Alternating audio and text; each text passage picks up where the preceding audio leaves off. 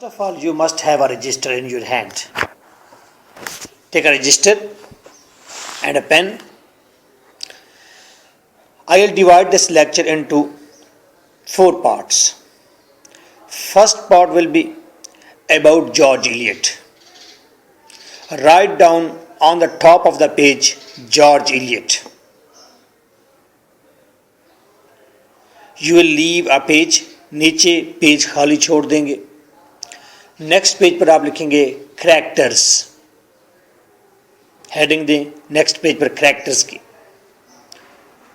नीचे वाला पेज खाली छोड़ें, नेक्स्ट पेज खाली छोड़ें, थर्ड, फोर्थ, फिफ्थ 5 पेज खाली छोड़ दें करैक्टर्स के लिए.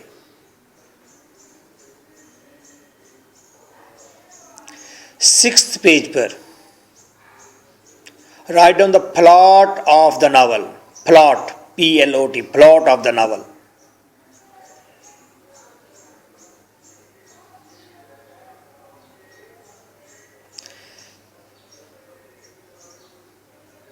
सिक्स्थ एंड सेवन्थ पेज आप छोड़ देते हैं तो 8th पेज पर आप लिख दें डिबेट. डिबेट यानी कि गुफ्तगू.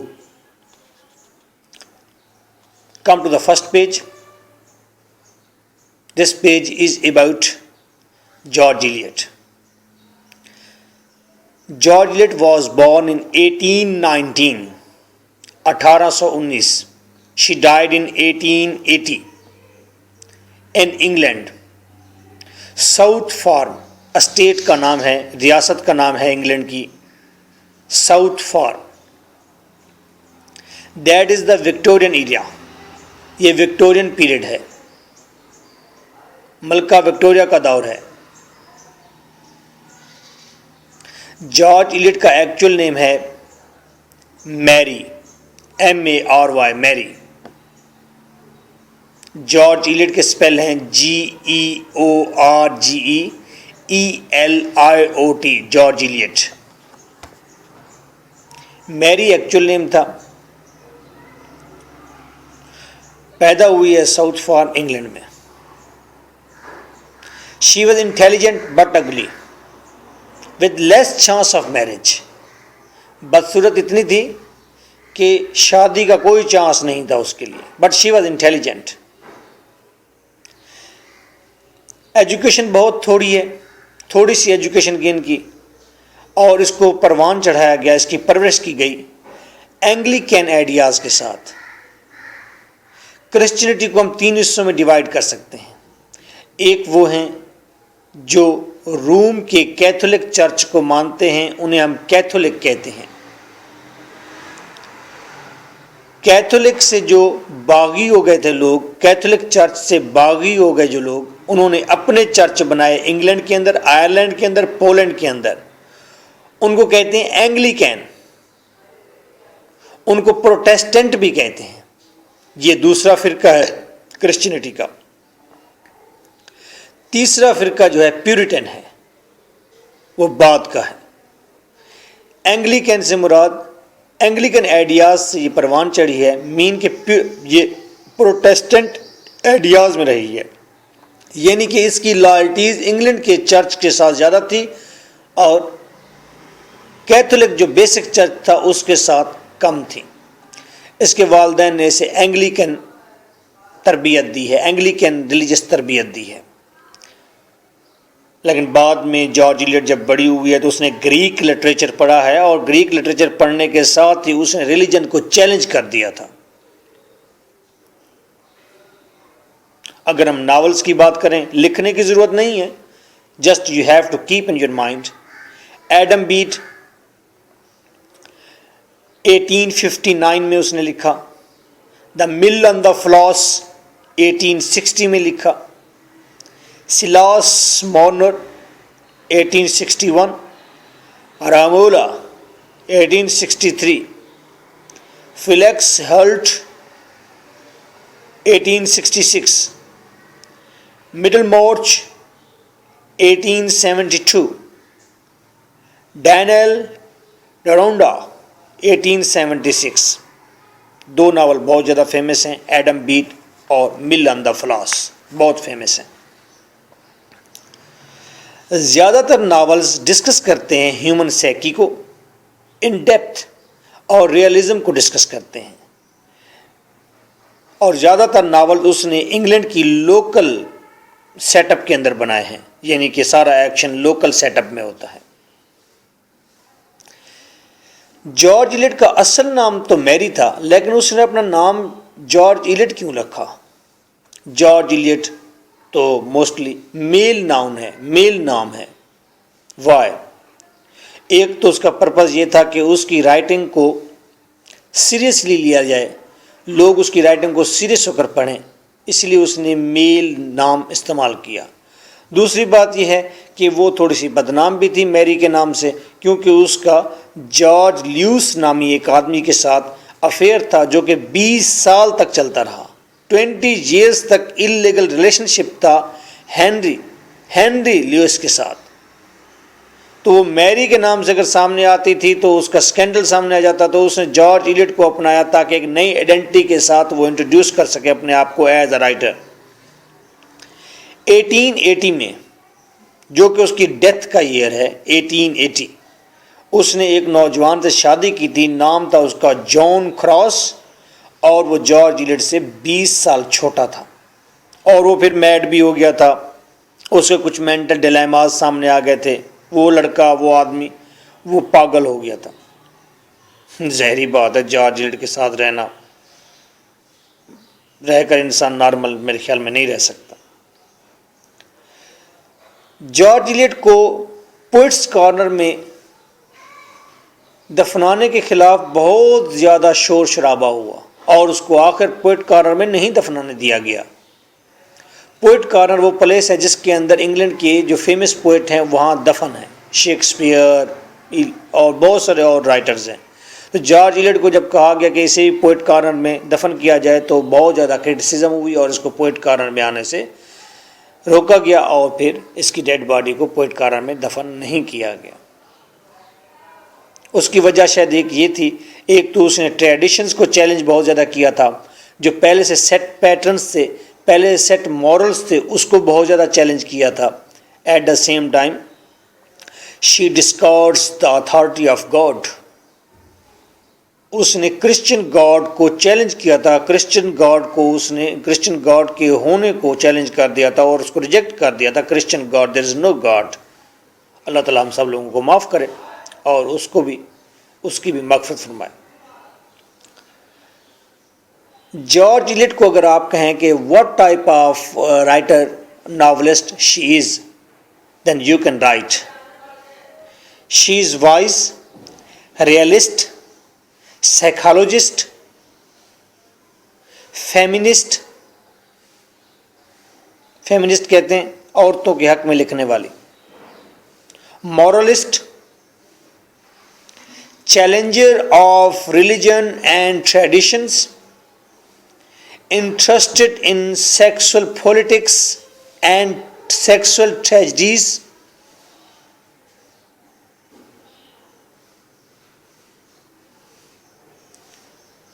ऐसी रियलिस्ट कैरेक्टर है जो कहती है falsehood so easy, truth so difficult.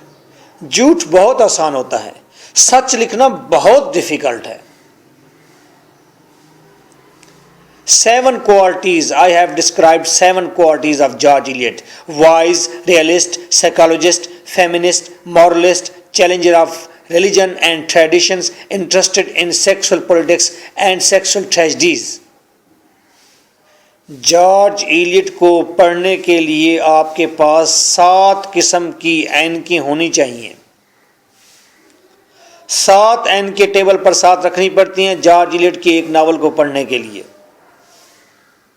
एक बार नावल पढ़ें और वाइज वाली ऐनक लगा लें कि देखें कहां कहां पर वो वाइज नजर आती है।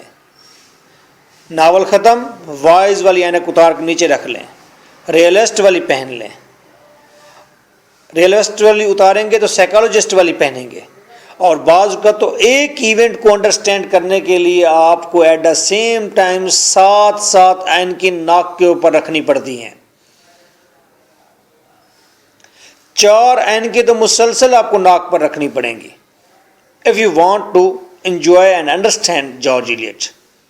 4 एन के तो हर वक्त आपको नाक के ऊपर रखनी है। एक को माथे पर रखेंगे, 3 को माथे पर रखेंगे, तो एक को आंखों के आगे सामने रखेंगे। So that is George Eliot. Now we will move toward characters. Characters लिखने से पहले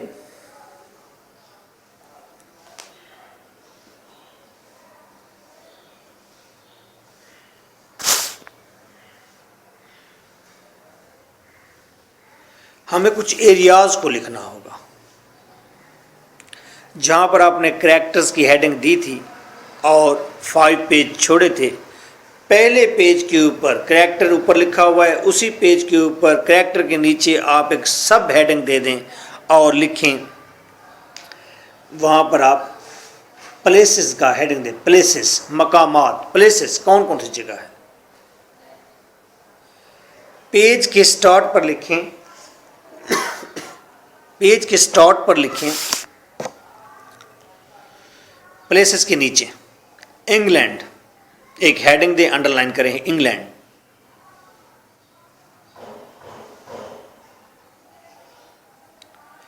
और पेज के तकरीबन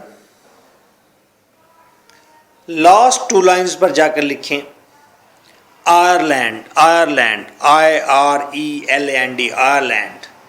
अब पेज आपका 2 हिस्सों में डिवाइड हो गया। एक पहले इंग्लैंड, नीचे आपने बहुत सारी जगह छोड़ दी है, और आखिरी 2 लाइंस पर जाकर आपने लिख दिया आयरलैंड।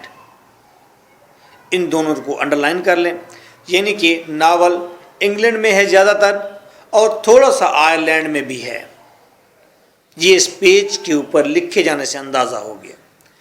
इंग्लैंड के नीचे फर्स्ट प्लेस लिखें लोमशायर, LOAMSHIRE, लोमशायर। लोमशायर को अंडरलाइन करें। इसके पीछे एक एरो का निशान डाल दें, पता चल जाए कि भाई इंग्लैंड के अंदर लोमशायर एक डिस्ट्रिक्ट का नाम है।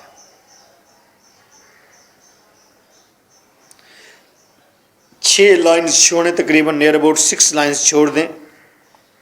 नीचे जाके लिखें विंडसर, WINDSOR, विंडसर। एरो डालें साथ। स्टोनीटन लिखें, इसी विंडसर के आगे एरो डाल के लिखेंगे स्टोनीटन, STONITON, स्टोनीटन। उसके आगे एरो लिखें place of prison, PLAC, place of prison, PRISON, place of prison. 2 lines छोड़ दें, उसके नीचे लिखें स्टोनीशायर,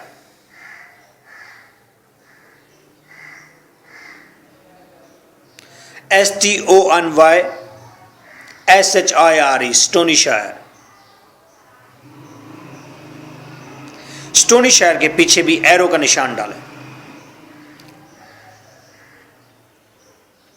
हमने प्लेसेस की हेडिंग दी, नीचे हमने इंग्लैंड लिखा, इंग्लैंड को अंडरलाइन किया।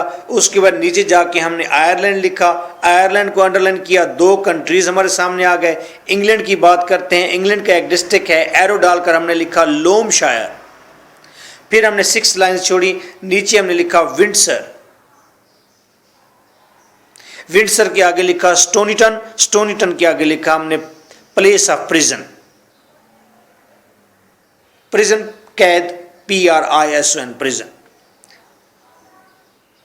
फिर 2 लाइन्स छोड़कर हमने एरो डाला और फिर नीचे लिखा हमने स्टोनीशायर, STONYSHIRE, स्टोनीशायर। इंग्लैंड है, इंग्लैंड के अंदर एक डिस्ट्रिक्ट है, एक काउंटी है। काउंटी कहते हैं डिस्ट्रिक्ट को, एक बड़े इलाके को कहते हैं, जिसके अंदर बहुत सारे टाउन्स होते हैं, जिसके अंदर बहुत सारे विलेजेस होते हैं, जिसके अंदर छोटे छोटे बाजार होते हैं।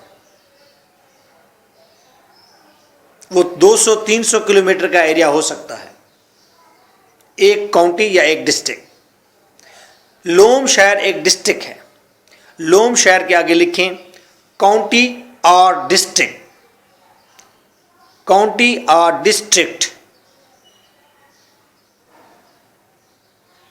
स्टोनीशायर के आगे जाके नीचे लिखें काउंटी और डिस्ट्रिक्ट।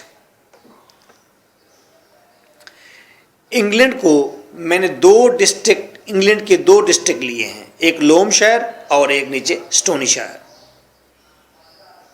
अब लोमशायर के अंदर छोटे छोटे प्लेसेस हैं, लेकिन ज़्यादा नहीं। इसकी दो हेडिंग बनानी है। पहली हेडिंग बनाएं, लोमशायर के नीचे एक हेडिंग बनाएं और लिखें हेस्लोप, HAYSLOP, हेस्लोप। हेस्लोप के आगे कॉलन डालें, दो नुक्ते डालें और आगे उसकी एक्सप्लेनेशन लिखते हैं कि हेस्लोप क्या है। लिखिए आगे, village where whole action of the novel happens. Village where whole action of the novel happens. Hayslope वो विलेज है जिसके अंदर सारा नावल तकरीबन हैपन होता है, सारा एक्शन यहीं पर होता है। और ये हेस्लोप किस डिस्ट्रिक्ट में है, किस काउंटी में है? तो यकीनन ये किस में है? लोमशायर में है, हम ऊपर लिख चुके हैं। हेस्लोप के अंदर, अच्छा आगे हेस्लोप के नीचे, हेस्लोप की आपने डेफिनेशन लिख ली, उसके नीचे लिखें Hall Farm, HALL, Hall, FARM, Hall Farm. Colon डालें, आगे दो नुक्ते डालें और आगे लिखें area in Hayslope, area in Hayslope where Poyser family, Poyser POYSER, Poyser, Poyser लिखते हैं लेकिन कहते पोजे हैं, POYSER।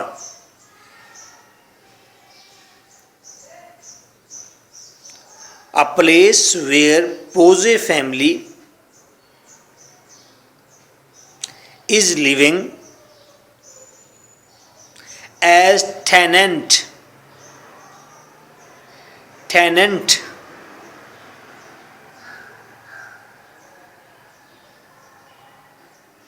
TANENT। टेनेंट का मतलब होता है किराए पर जगह लेकर या मुज़ेरे बनकर किसी जगह पर रहना और दूसरों की ज़मीन पर काम करना, मेहनत मजदूरी करना।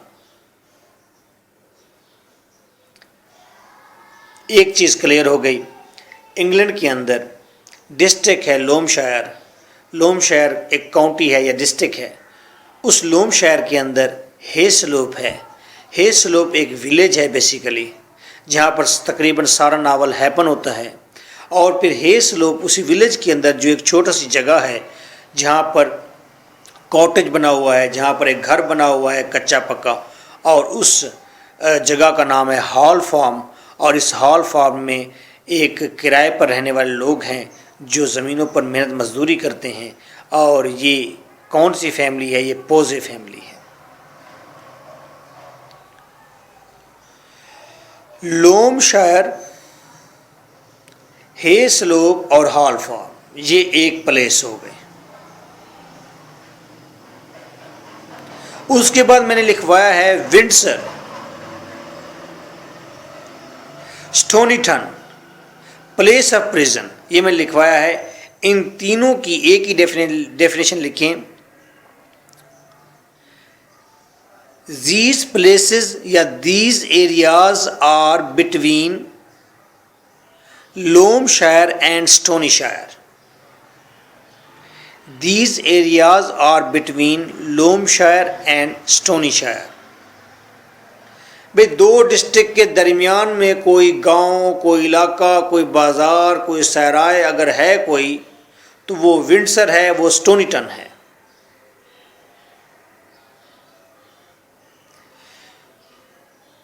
अब नेक्स्ट कौन सा टॉपिक है? स्टोनीशायर। स्टोनीशायर क्या है?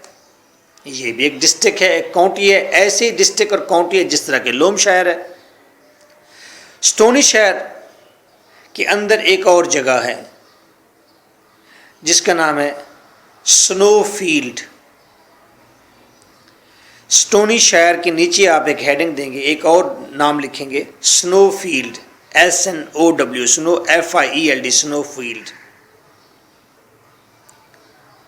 बर्फ का मैदान, स्नोफील्ड। इसके आगे इसकी एक्सप्लेन करें, इसको इसकी डेफिनेशन लिखें, कॉलन डालें, आगे लिखें where Dinah, Dinah DINAH, where Dinah used to preach, जहां पर डीना तबलीग करती थी दीन की। डीना एक खातून का नाम है, एक लड़की का नाम है।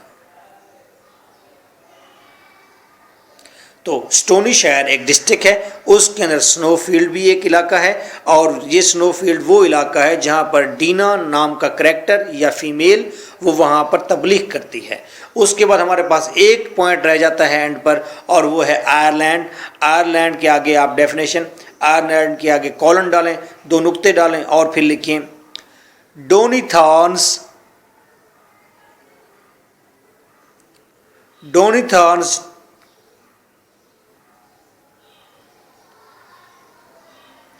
डोनीथॉर्न्स की स्पेलिंग लिखें DONNITHORNE, Donnithorne. Donnithorne duty place in army as captain, CAPTIAN। तवज्जो से दोबारा सुने, जो हेडिंग्स आई हैं, फर्स्ट मेजर हेडिंग इंग्लैंड, उसके नीचे सब हेडिंग लोमशायर, लोमशायर के नीचे नाम है, लोमशायर डिस्ट्रिक्ट है, उसके नीचे नाम है हेसलोप, जो कि लोमशायर का ही एक विलेज है, और हेसलोप के अंदर है हॉलफॉर्न, जो एक छोटा सा एरिया है विलेज का। लोमशायर डिस्ट्रिक्ट से जब हम निकलने लगते हैं तो दरमियान में एक एरिया आता है विंडसर, और एक दूसरा एरिया आता है स्टोनीटन। विंडसर और स्टोनीटन को क्रॉस करके जब आप आगे जाते हैं तो दूसरा डिस्ट्रिक्ट शुरू हो जाता है, नाम है उसका स्टोनी शायर। स्टोनी शायर के अंदर एक इलाका है जिसका नाम है स्नोफील्ड।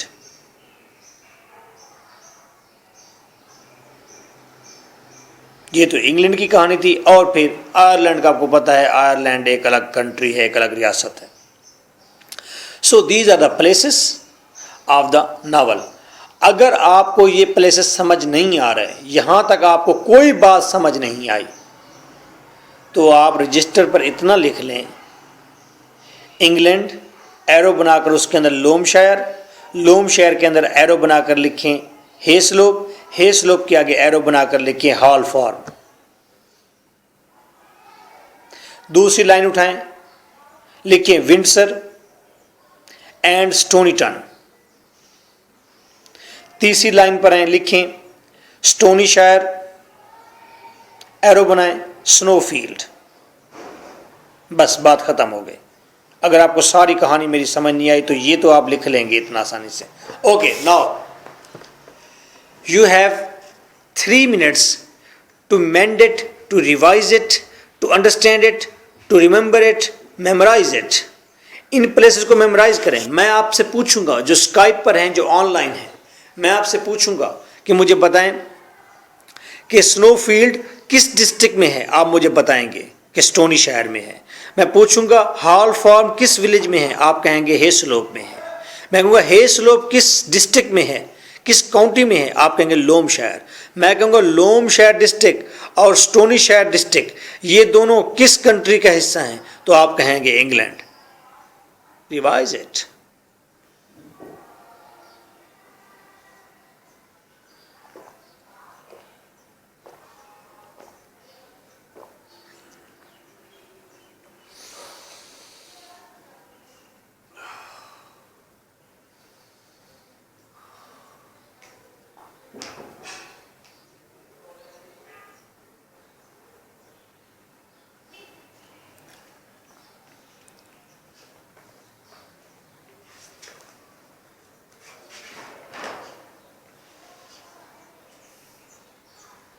हेलो जी भट्ट साहब, The question is that where is Windsor and Stonyton? Windsor and Stonyton किन दो डिस्ट्रिक्ट के दरमियान में है? Right okay, Windsor and Stonyton दरमियान में है स्टोनीशर एंड लोमशर के. That's very right. Okay, come to a point. Now we are going toward characters. अब आपने कैरेक्टर्स के लिए आपके पास तकरीबन 4 पेजेस हैं. 4 पेजेस में आप स्टार्ट करते हैं, फिर दोबारा नेक्स्ट पेज पर आप कैरेक्टर की दोबारा हेडिंग दे दें. कैरेक्टर्स की कैरेक्टर लिस्ट तैयार करने लगे हैं और मैंने कैरेक्टर्स को 5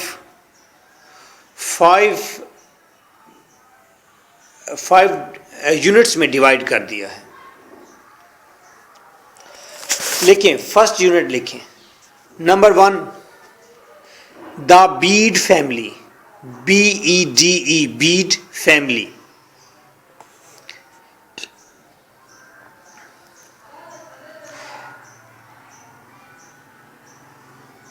नेक्स्ट पेज पर आए.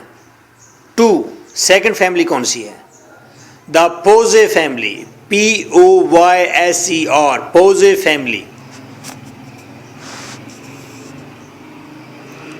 पेज पूरा छोड़ देंगे. 3, third family. Irwine family. IRWINE, the Irwine family. IRWINE, Irwine family.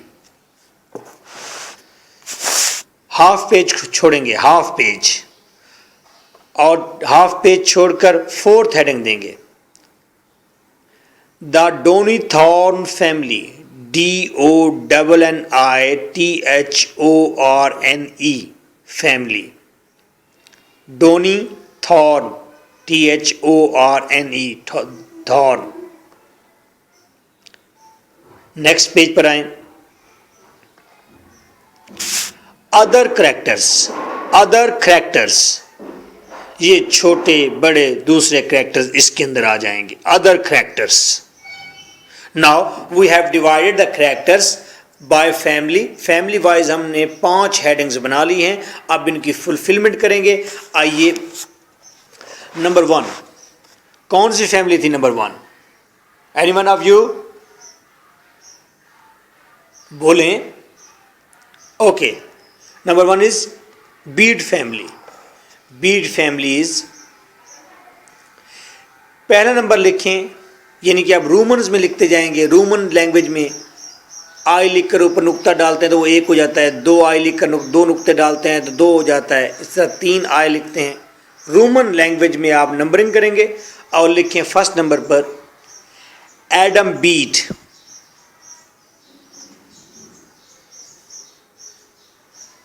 Five lines छोड़ दें.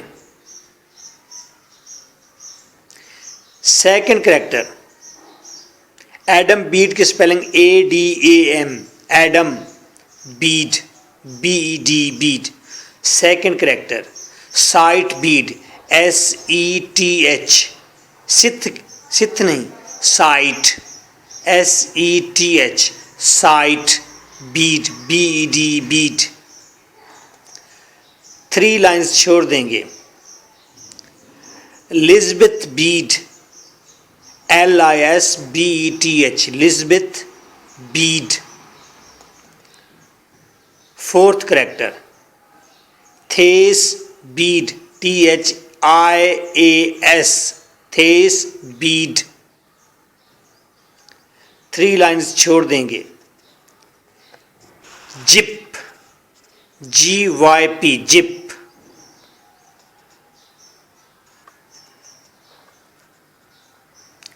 सेकंड पेज पर आएंगे. फैमिली का नाम है the Poyser family. Write down number 1. Roman में नंबर 1 डालें. खूबसूरत नीट लिखें, अच्छा लिखें. मैं आराम से आपको बता रहा हूँ. I am quite easy, you should be easy. Shoulder अपने सख्त ना करें, ईजी होके बैठे. मार्टिन पोजे,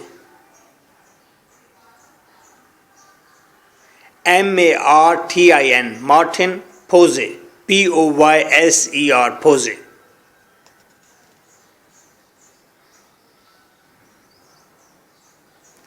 सेकंड करेक्टर,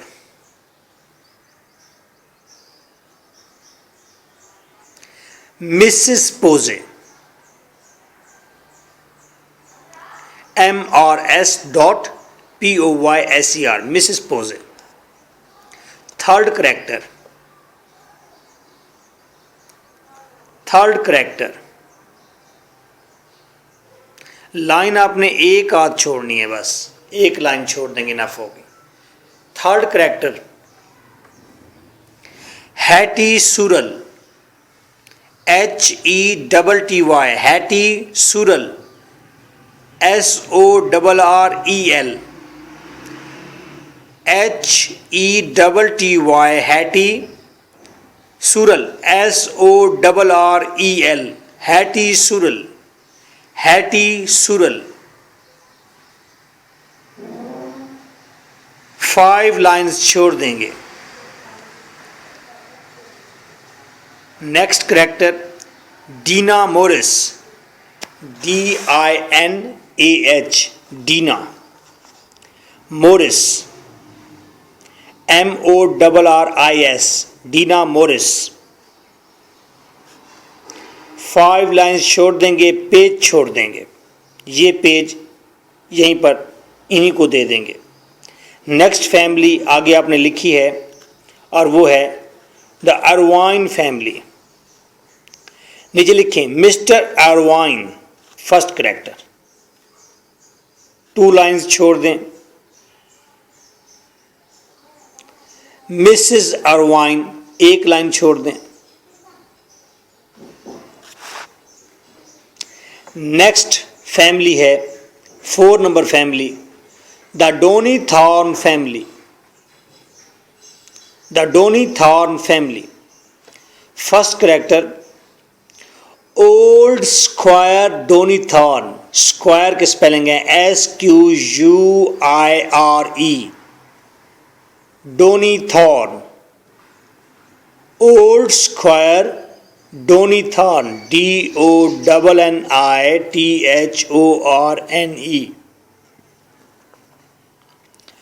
सेकंड, इसकी लाइन 1 लाइन छोड़ देंगे। नेक्स्ट लिखेंगे Arthur Donnithorne, ARTHUR, Arthur Donnithorne. ये पेज भी आपने छोड़ दिया, यानी कि कम से कम 6 या 7 लाइन्स इसके लिए छोड़ देंगे। नेक्स्ट आएंगे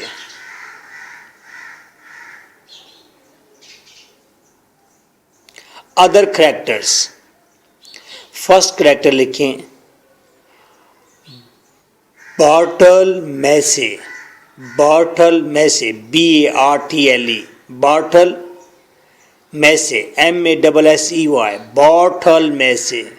दूसरा करेक्टर लिखें जोशा रैन, JOSHUA, Joshi rain, RANN, rain, Joshi rain. Now that is a character list. Now you have 3 minutes to make sure which characters are in which family. कौन से करेक्टर किस फैमिली में है, पक्का कर लें, याद कर लें अभी कि अभी। आई विल रेज क्वेश्चन कि कौन सा करेक्टर किस फैमिली में है। देखो बीड फैमिली में जो करेक्टर हैं सबके साथ बीड आ रहा है, नाम साथ याद कर लें।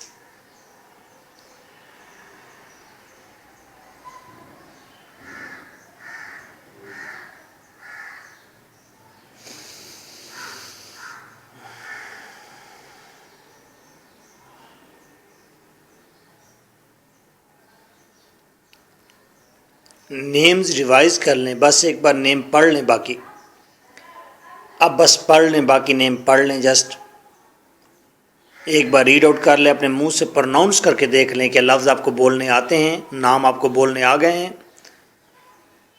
4 फैमिलीज़ के नेम कंफर्म कर लें कि कौन कौन सी बड़ी फैमिलीज़ हैं।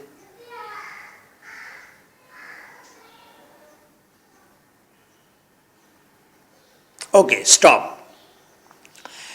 Take 5 times long breathing. गहरे लंबे सांस लें 5 टाइम्स। बैठे हुए हैं तो उठकर खड़े हो जाएं, फिर आराम से बैठ जाएं।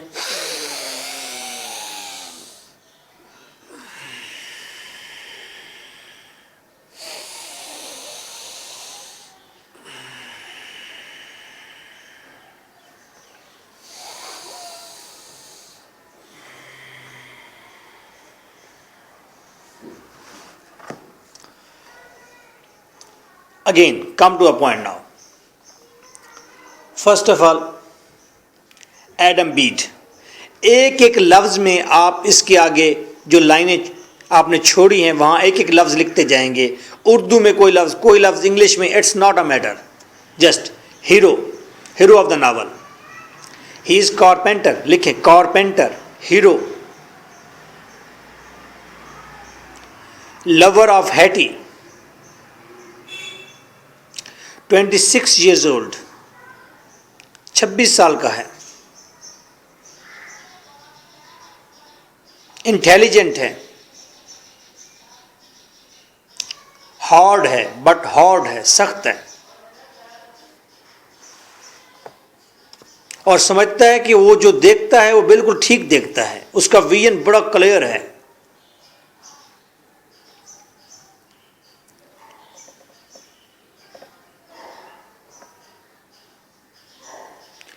एडम बीट इसका नाम है। ये एक कारपेंटिंग शॉप के अंदर फोरमैन है।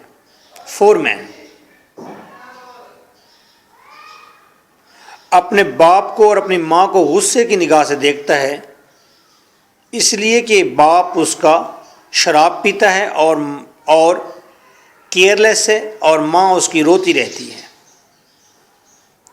Next character, Seth Bede. Adam Bede का छोटा भाई है, यंगर ब्रदर है। ये भी कारपेंटर है उसी शॉप के अंदर जिसके अंदर एडम बीट कारपेंटर है, फोरमैन है। He is bit kind fellow, ये काइंड है। He want to marry Dinah, DINAH, Dinah. ये डीना से शादी करना चाहता है।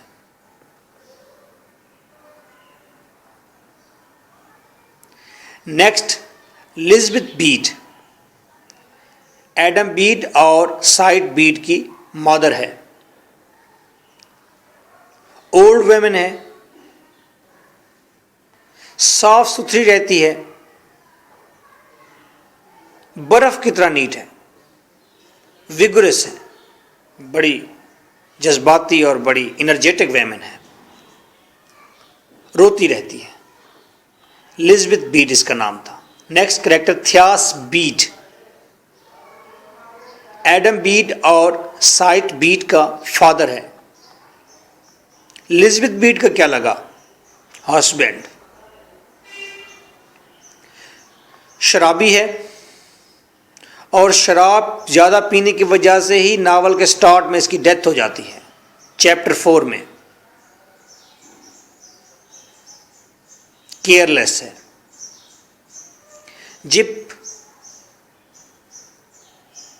Zip is the name of a dog, कुत्ते का नाम है, और ये एडम बीट का डॉग है।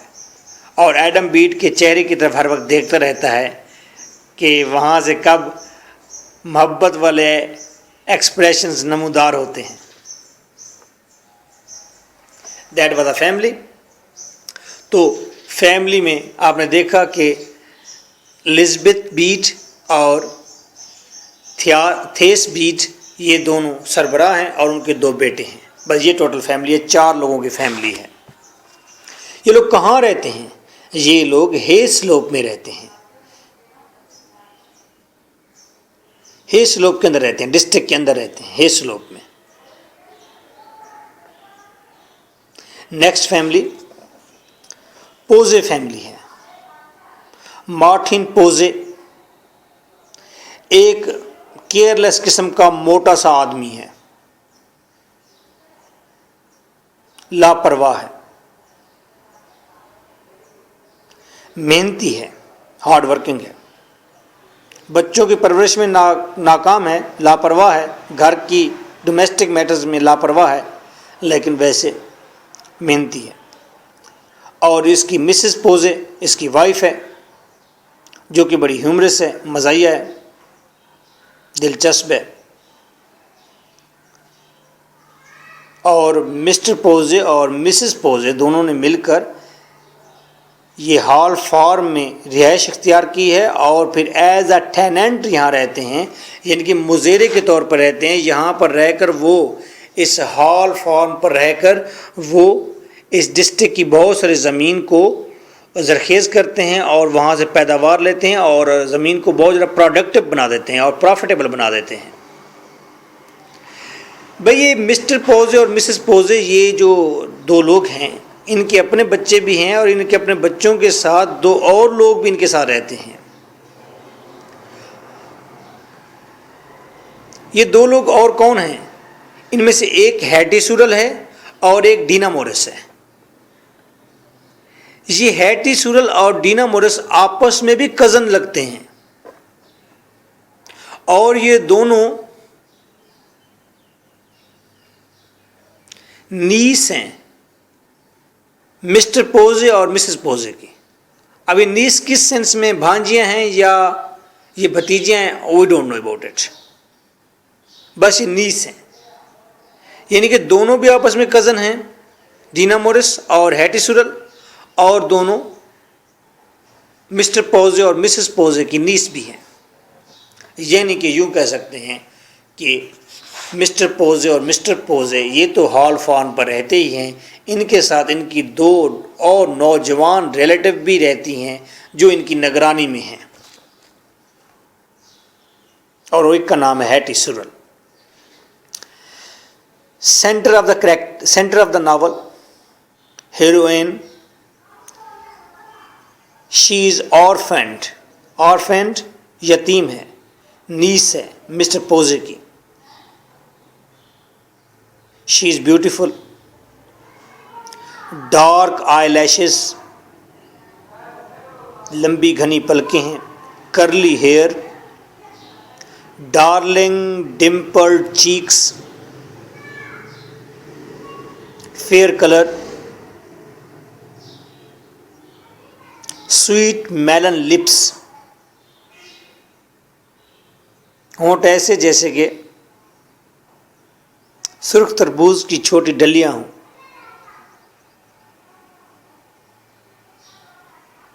She is dreamy girl, she is innocent, she is materialist, she is selfish also. नार्कसिस्ट अपने आप से मोहब्बत करती है। शी इज सॉफ्ट, अपने इनोसेंस से और अपने सॉफ्ट होने से मोहब्बत करती है। इवन कि आईने के सामने जाती है तो सलीव चढ़ाकर अपने ही बाजू को चूम लेती है।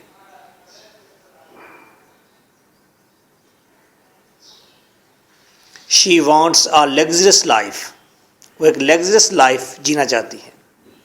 नॉटी है, घर में मुख्तलिफ किस्म की एक्टिंग करती है, कैंडल हाथ पर रख कर सीढ़ियाँ नीचे उतर आएगी, सारे परेशान हो गए कि इसके अंदर कोई बदरूह आ गई है या रूह आ गई है।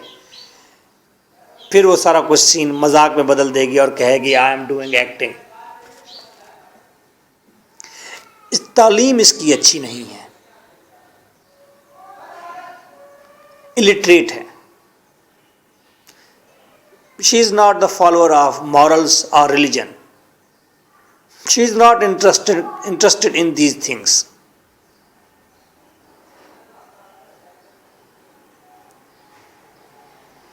हैटी सूरल,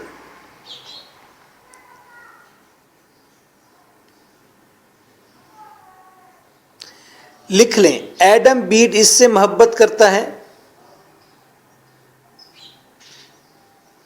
और ये आर्थर डोनीथर्न से माशका कर बैठती है, ऐसे ही लिखना है।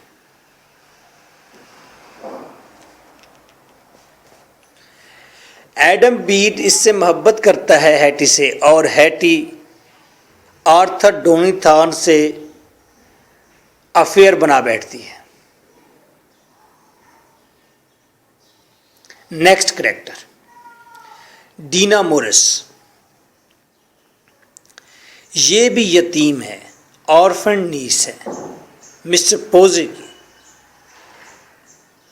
शी इज ऑल्सो ब्यूटीफुल, लेकिन इसकी ब्यूटी के अंदर हॉलीनेस है, मुकद्दस ब्यूटी। ऐसे जैसे वाइट कलर का फूल, और उस वाइट फूल के अंदर अगर येलोइश या पिंक हल्का लाइट कलर ऐसे झाल दे रहा हो अपनी, तो इसका चेहरा वैसा है।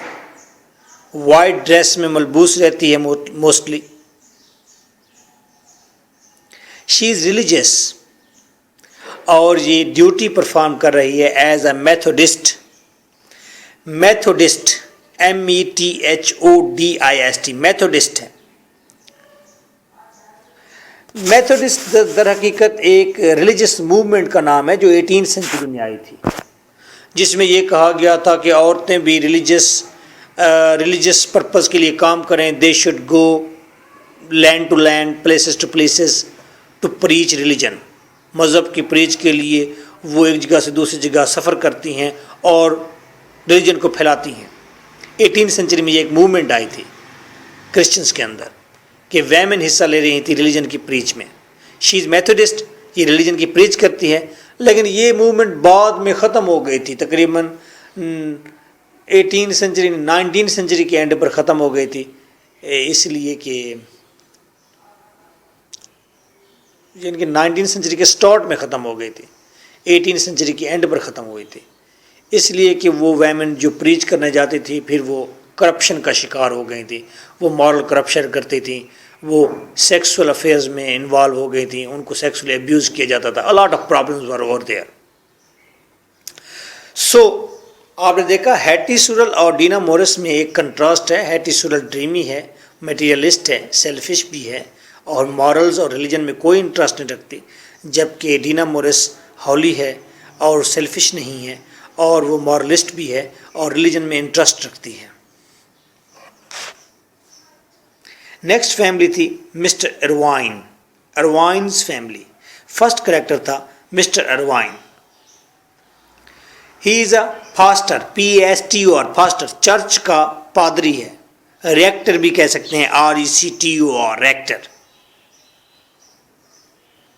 बड़ा ही पोलाइट किस्म का आदमी है, बड़ा ही बर्दाश्त वाला आदमी है, टॉलरेंट है और उसका चेहरा बहुत फ्रेंडली है। उससे कोई शख्स भी उसके पास आकर अपनी गुनाह की कन्फेशन कर सकता है, एतराफ़ कर सकता है कि जी मैंने ये गुनाह किया है, मुझे इसका क्योर बताएं। इसकी बेगम इसके साथ मिसेस इरवाइन इसकी मदर है। दूसरा कैरेक्टर मिसेस इरवाइन इसकी मदर है और वो वेल मैनर्ड लेडी है। फोर्थ नंबर पर डोनीथॉर्न फैमिली है, ओल्ड स्क्वायर। डोनीथॉर्न आपने लिखा था, ये इस पूरे हेस्लोप का ये ऑनर है, सारी स्टेट इसकी है, ये मालिक है, बूढ़ा आदमी है इंतहाई। और इसका एक ग्रैंड सन है, उसका नाम है Arthur Donnithorne. Arthur Donnithorne is the grandson of old Donnithorne. अब एक तो वारिस है पूरी जायदाद का, लेकिन इसे पूरी स्टेट की पूरी विरासत मिली नहीं है। ये 20 ईयर्स ओल्ड है, हैंडसम है, चार्मिंग है, प्लेफुल है, संजीदा भी है, रिस्पॉन्सिबल भी है, काइंड भी है अपने टेनेंट्स के साथ, अपने लोगों के साथ, अपने विलेजर्स के साथ, और ये चाहता है कि लोग उसकी रिस्पेक्ट करें ट्रूली। उनसे कोऑपरेट भी करता है, उनको खाने भी खिलाता है, उनको दावतें भी देता है, उनको फ़ायदे भी देता है। और eight the same time he is also captain in army. Army में ये कैप्टन भी है आयरलैंड के अंदर। He is somewhat villain of the novel, ये नावल का विलन है। ही इज लस्टी है, अपने सेक्सुअल पैशंस के ऊपर इसको कंट्रोल नहीं है।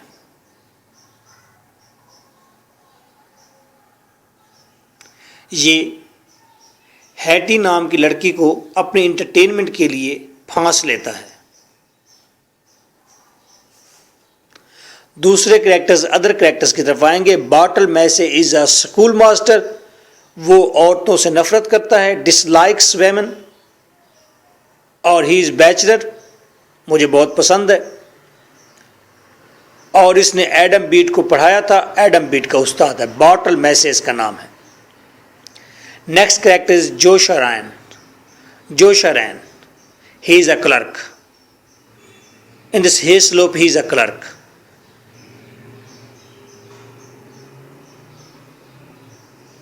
So, these were the characters. Now there are 5 minutes. You must prepare well these characters. 100% sure कर ले कैरेक्टर्स को। कैरेक्टर के आगे अपना हाथ रख के, उंगली रख के अपने आप से पूछें, और फिर आप एक फैमिली के नीचे सारे कैरेक्टर्स के ऊपर हाथ रख लें और अपने आप से कहें कि यस, इस फैमिली में कौन कौन से कैरेक्टर्स हैं।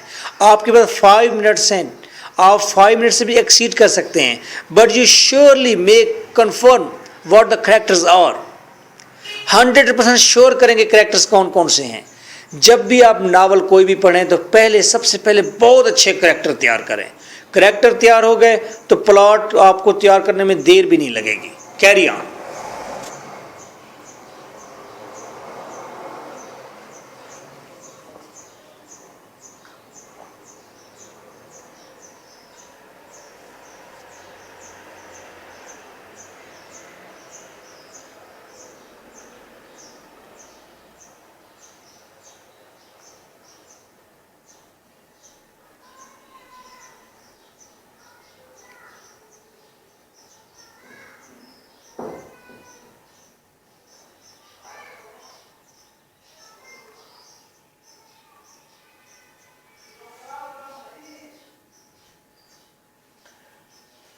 डॉक्टर साहब क्या हाल है? How you are feeling? Are you getting bored? I think not. Just the second round, you will enjoy it well. Just wait. Yes, you must have prepared the characters. There is no concession. Even you are a doctor.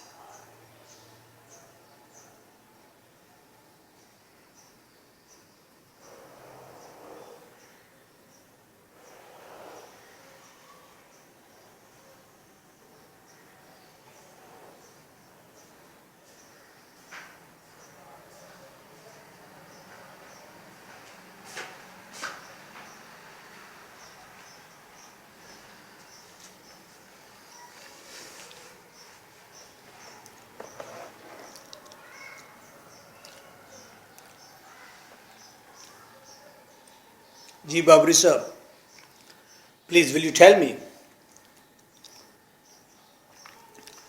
who was Adam Bede? Detail it. Right? Hero.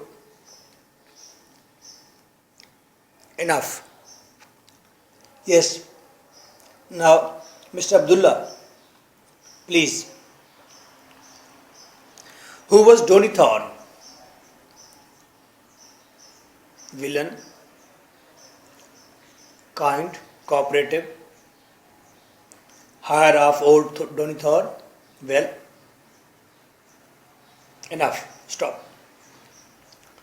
Now, तहर भाई,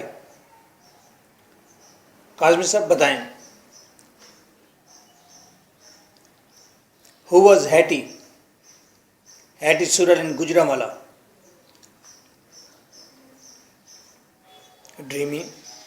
हाँ, eyelashes तो आपको याद रह गए. Darling dimples, heroine of the novel. Okay, that's very right. Enough. Nice. Now, we're going to discuss the summary plot of the novel. You can write if you want to write something. Otherwise, you have to make concentration on the story. अगर आप ना लिखें तो ज़्यादा बेहतर है. You only listen if you want to put some words in it, some important thing. कोई चीज़ अगर आप बस, your concentration should be on the voice and you make concentration on the plot. What is the plot which I am telling you? No need to write it inside the register. Just कोई एक लफ्ज़, कोई philosophy, कोई अहम बात, कोई अच्छी बात आप लिखना चाहें तो लिख सकते हैं. फर्स्ट बात जो आप लिख सकते हैं, नावल लिखा गया है 1858 में, लेकिन इस पूरे नावल का एक्शन जो प्लेस किया गया है वो 1799 के समर में प्लेस किया गया है. यानी कि नावल तकरीबन कोई 56 ईयर्स बिफोर के सिनेरियो में प्लेस किया गया है.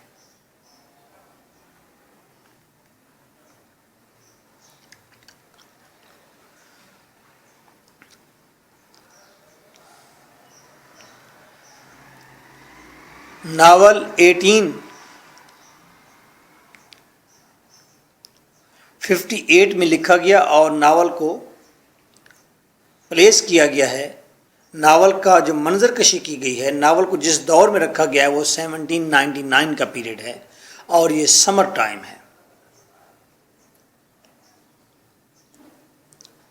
Pause for 3 minutes. 3 मिनट्स पुरसुकून रहें. After this I will start the story.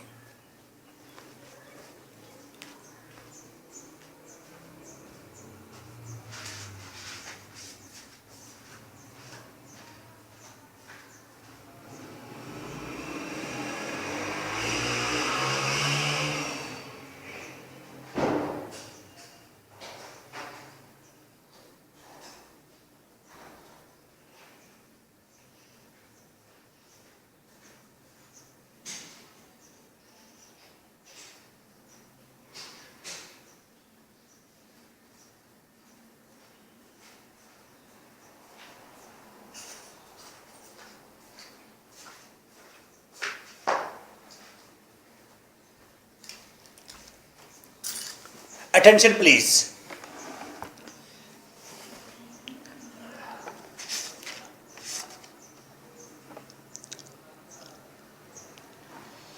Novel का आगाज़ एक वर्कशॉप में होता है. ये कारपेंटिंग की वर्कशॉप है. यहाँ पर एक 4-मैन कारपेंटर है. His name is Adam Bede. Adam Bede self righteous है, यानी कि खुदकार किस्म का आदमी है. वो अनापरस्त है, ईगोइस्ट है. He is hard.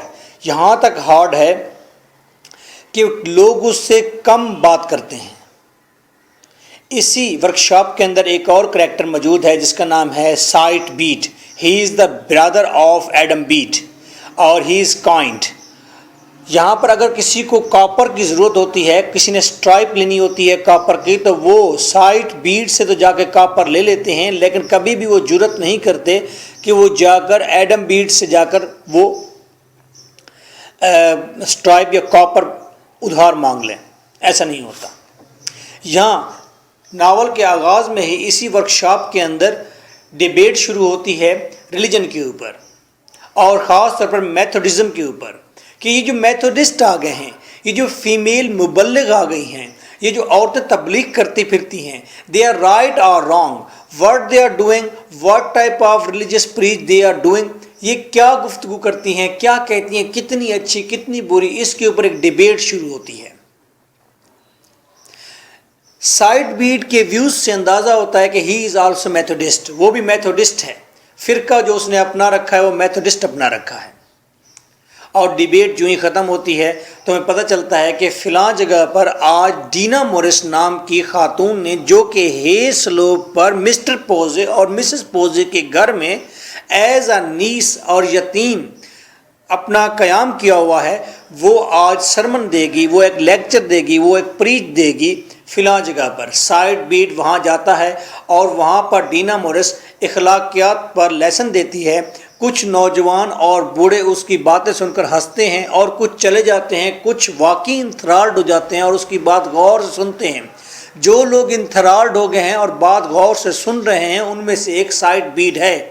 Already side beat Dina Morris को पसंद करता है, लेकिन साइड बीट ने उसका कॉन्फिडेंस उस प्रीच के अंदर जो देखा है उससे इतना मुतासिर हुआ है, इतना इंथराल्ड हुआ है कि उस प्रीच के बाद वो प्रपोज कर देता है डीना मोरिस को, और डीना मोरिस ये कहकर रिजेक्ट कर देती है उसकी प्रपोजल को कि नहीं, गॉड ने उसके ज़िम्मे ड्यूटी लगाई है एज अ मेथोडिस्ट, और उसने मेथोडिस्ट के तौर पर अपनी ड्यूटी परफॉर्म करनी है।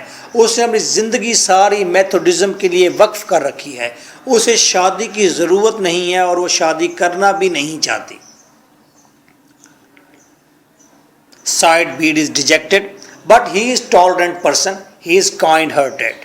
वो वापस आ जाता है तो एडम बीट जब घर पहुंचता है, wait for 2 minutes.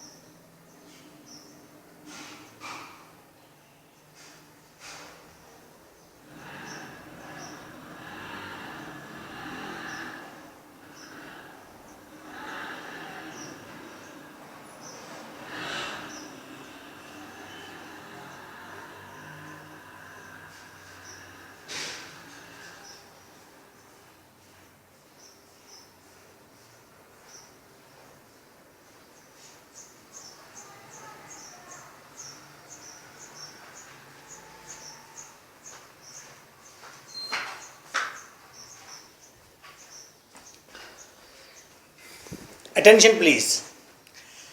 Adam Bede जब घर पहुंचता है तो वहाँ पर उसे मालूम पड़ता है कि उसके वालिद ने आज एक कफन कंप्लीट करना था, आज एक ताबूत कंप्लीट करना था, आज किसी मुर्दे को दफनाने के लिए जो बॉक्स बनाया जाता है वो मुकम्मल करके देना था वापस। लेकिन वो कफन को अधूरा छोड़कर, कफन कहते हैं उस बॉक्स को जिसके अंदर मुर्दे को रखकर बंद कर दिया जाता है और फिर दफना दिया जाता है क्रिश्चियनिटी के अंदर।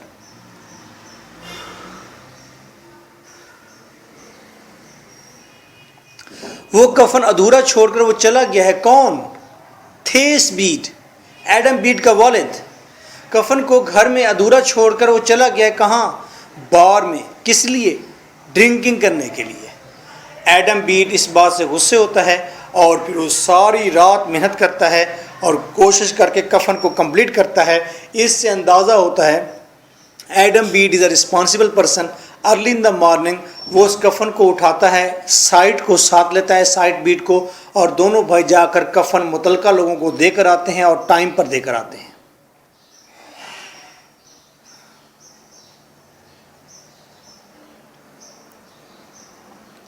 जब वो वापसी पर आ रहे होते हैं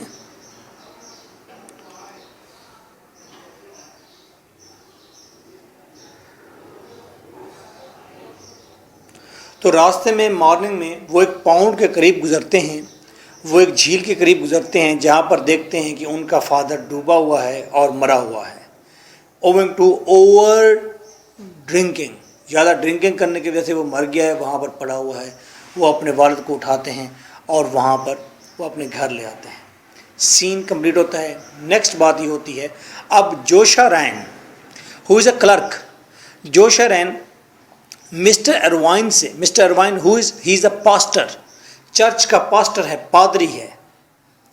चर्च के पादरी अरवाइन और जोशा रैन के दरमियान गुफ्तगू होती है और जोशा रैन इन्फॉर्म करता है अरवाइन को कि यहाँ पर मेथोडिज्म आ गया है, मेथोडिस्ट लेडी है यहाँ पर और वो पता नहीं क्या अजीबोगरीब प्रीच कर रही है, वी हैव टू चेक हर, हमें उसे देखना चाहिए। और मिस्टर अरवाइन आर्थर डोनिथान को अपने साथ लेता है। Who is Arthur Donnithorne? Arthur Donnithorne is the grandson of old Donnithorne and he is the heir of the estate, पूरी स्टेट का वारिस यही है। He is cooperative, kind, at the same time lusty. Arthur Donnithorne और Mr Irwine दोनों जाते हैं Hall Farm पर। हॉल फार्म में कौन रहता है? हॉल फार्म पर रहते हैं पोजे फैमिली। अगर पोजे फैमिली हॉल फार्म पर रहती है तो पोजे फैमिली के अंदर एक मेथोडिस्ट रहती है। कौन है वो मेथोडिस्ट? नाम बताएं उसका। उसका नाम है डीना मोरिस। डीना मोरिस के जाकर दरवाजे पर जाते हैं और वहाँ उस कॉटेज पर और जाकर मिस्टर अरवाइन डीना मोरिस को बाहर बुलाकर उससे क्वेश्चन करता है, what type of preach you are delivering. Dinah Morris उसको स्पीच, उससे गुफ्तगू करती है और उसको जो बातें बताती है, मिस्टर अरवाइन उससे सेटिस्फाई भी होता है और इम्प्रेस भी होता है कि यस ये they are doing right kind of preach. जबकि अरवाइन पास्टर, पादरी, और डीना मोरिस जो कि मेथोडिस्ट है, वो आपस में महज गुफ्तगू होते हैं। उस वक्त आर्थर डोनिथान जो कि बड़ी अच्छी लिबास के अंदर है, ज़बैश के अंदर है, खूबसूरत है, 20 ईयर्स ओल्ड है, वो उस वक्त देखता है टेनेंट की दूसरी लड़की को। उन टेनेंट्स की दूसरी लड़की है हैटी सुरल। वो हैटी सुरल को देखता है और हैटी सुरल को आंखों ही आंखों में वो लुभाता है। और हैटी सुरल क्योंकि ड्रीमी गर्ल है, वो मटीरियलिस्ट भी है और वो समझती है कि यही शख्स भी है अपने कॉन्शियस या अनकॉन्शियस के अंदर कि यही शख्स है जो उसको तमाम तर ज़िंदगी की लग्जरीज दे सकता है। और वो सोचती है कि शायद एडम बीट के अंदर वो कैपेसिटी, काबिलियत नहीं है कि वो उसे इतनी ज़्यादा फैसिलिटीज़ दे सके। तो आर्थर डोनिथान उस वक्त उसके सामने ऐसे होता है जैसे कोई गॉड हो, जैसे कोई देवता हो, और देवता का कोई चमकदार हाथ हो जो उसकी तरफ बढ़ रहा हो। और दोनों उस वक्त एक दूसरे की तरफ अट्रैक्ट होते हैं और वो हैटी सुरल की शाइनी आइज़ वो ज़्यादा ब्लिंक करना शुरू कर देती हैं, शाइन करना शुरू कर देती हैं और सीन एंड हो जाता है। दोनों अपने अपने घर में वापस आ जाते हैं। और एट द सेम टाइम जब वो डीना मोरिस से महज गुफ्तगू होता है अरवाइन, तो अरवाइन डीना मोरिस को ये भी बताता है कि थेस बीट का इंतकाल हो चुका है। तो डीना मोरिस सीधी जाती है एडम बीट के घर। डीना मोरिस कौन है? मेथोडिस्ट है। किसकी बेटी है? किसकी भांजी भतीजी है? पोजे फैमिली में से मिस्टर पोजे और मिसेस पोजे की। किसकी कज़न है? हैटी सुरल की। कहाँ रहती है? हॉल फार्म पर। कहाँ जा रही है? एडम बीट के घर। किस लिए जा रही है? एडम बीट की वालदा लिज़बेथ बीट को तसल्ली देने के लिए और उसे बताने के लिए कि जब डेथ हो जाए तो कौन सी वर्सेस पढ़नी है और वो वहाँ जाती है, एलिज़ाबेथ बीट का मुंह धुलवाती है, उसके कपड़े तब्दील कराती है और उसे वर्सेस बताती है और डेथ पर क्या क्या करना चाहिए वो सारा प्रोसेस उससे कराती है और उसको तसल्ली देती है। और एलिज़ाबेथ बीट डीना मॉरिस की मौजूदगी में बहुत कंफर्ट फील करती है। तो सीन ये भी इख्तिताम होता है।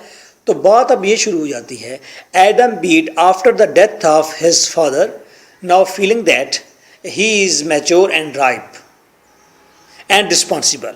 अब सारी रिस्पॉन्सिबिलिटी उसके ऊपर है और वो फादर की जगह पर है, बड़ा भाई है, अब वो मैच्योर है तो उसे अब शादी करनी चाहिए।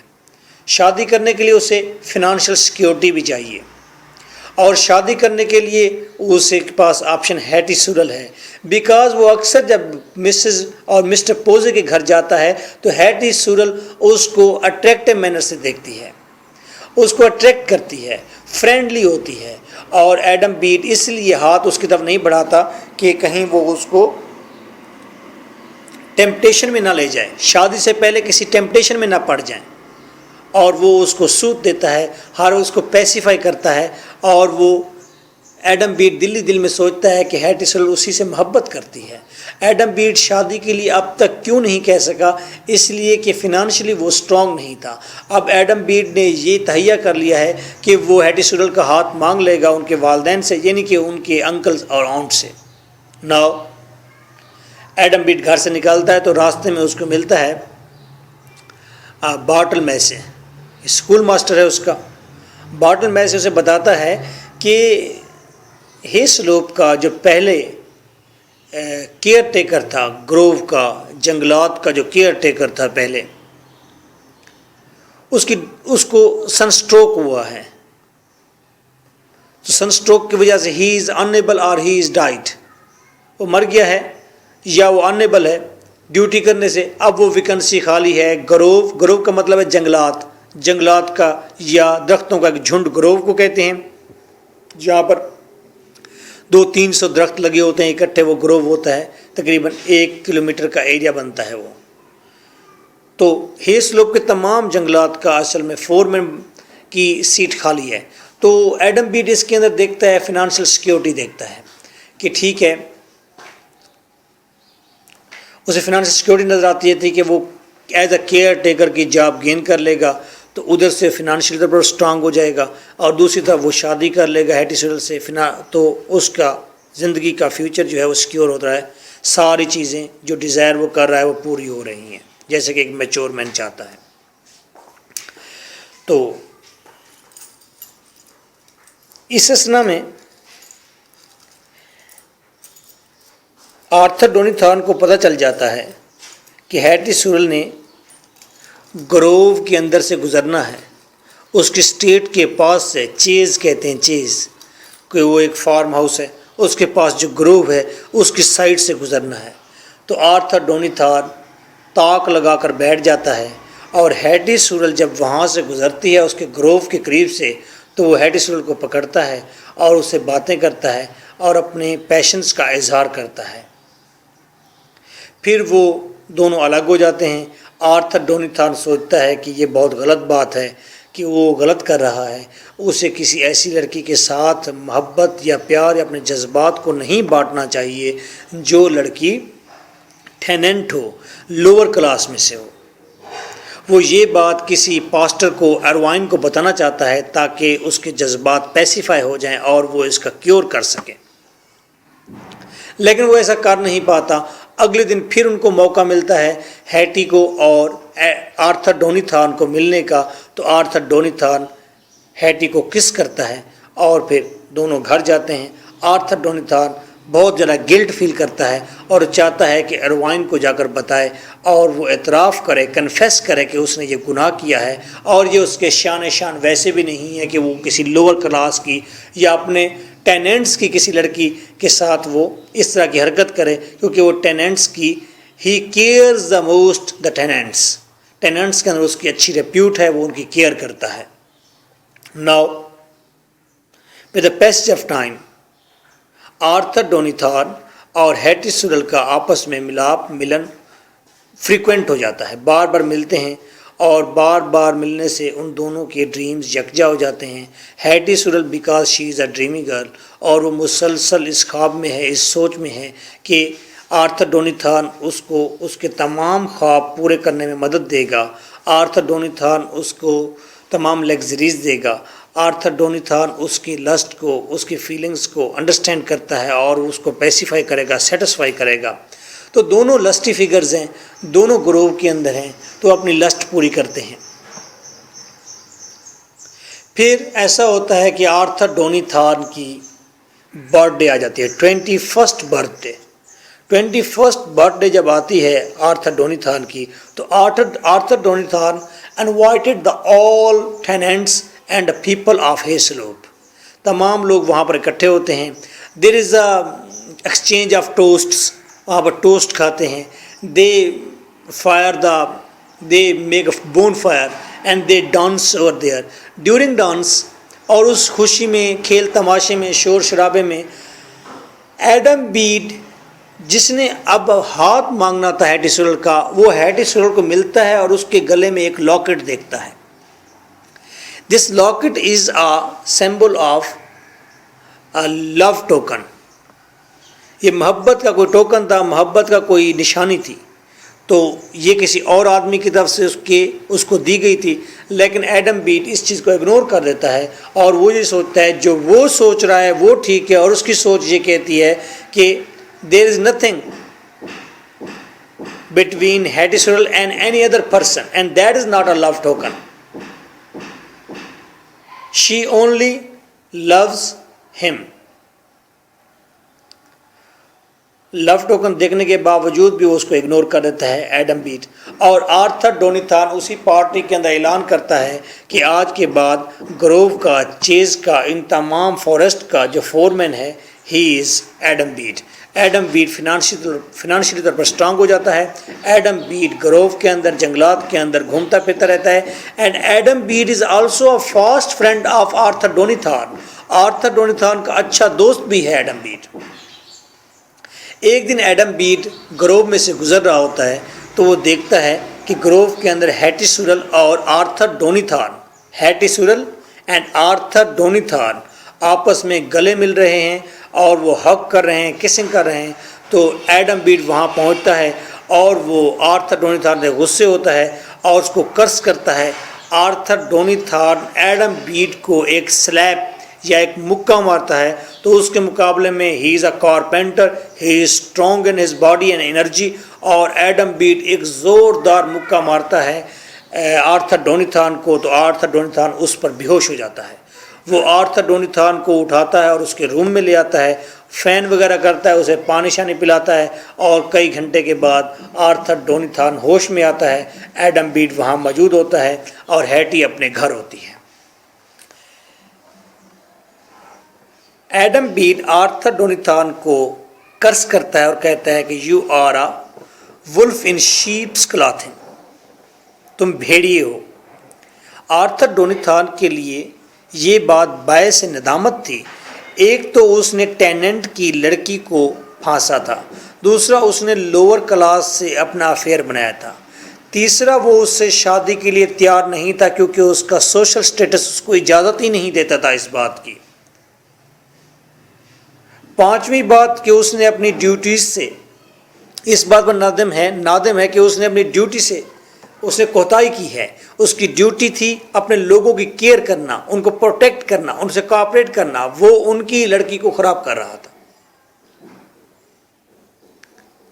फिफ्थ बात, उसने हैटी सुरल के साथ मोहब्बत या माशका बनाया जिसके साथ उसने सारी जिंदगी नहीं रहना था। There was no end. इसका अख्ताम क्या था वी डोंट नो। और सिक्स्थ बात ये थी कि एडम बीट जैसे आदमी ने, जो कि उसका मुलाजिम था, उसने उसे कर्ज किया है। ये भी हार्ट रेंडिंग बात थी उसके लिए। He was feeling ashamed of these all events things.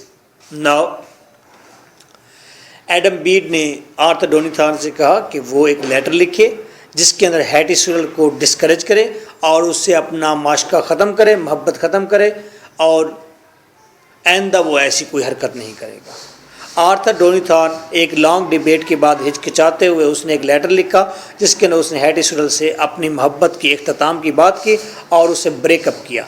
लेकिन उसने उस लेटर के अंदर हैटी सूरल को 100% डिस्करेज भी नहीं किया। लेटर एडम बीड लेकर आता है हैटी सूरल के पास और उसे लेटर देता है आर्थर डोनिथॉन का, और हैटी उसके ऊपर बिलीव नहीं करती, यकीन नहीं करती कि आर्थर डोनिथॉन उसे छोड़ सकता है।